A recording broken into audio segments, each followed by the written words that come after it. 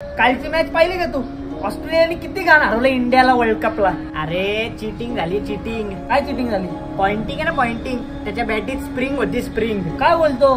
तरीच म्हटलं आपण हरलो कसं काय राव. वर्ल्ड कप आहे ना परत होणार आहे चिटिंग झाल्यामुळे. तुला सांगतो सनवरवाड्यात जात नको जाऊ अमावस्येच्या दिवशी, तिथं फिरकत पण नको जाऊ. का? अरे तिकडे आहे ना अमावस्येच्या दिवशी रात्री आवाज येतात, काका मला वाचवा, काका मला वाचवा. आईला मला आत्ता कळलं माझ्या घरच्या अमावस्येच्या रात्री मला बाहेर का नाही पाठवत.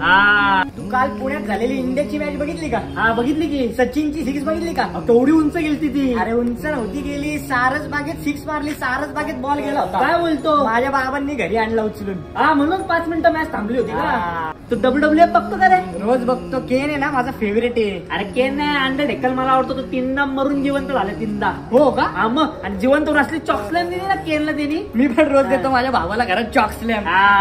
अरे तुला माहिती का काल मी काय ऐकलं? काय? 2012 साली ना हे अख्खं जग संपणार आहे.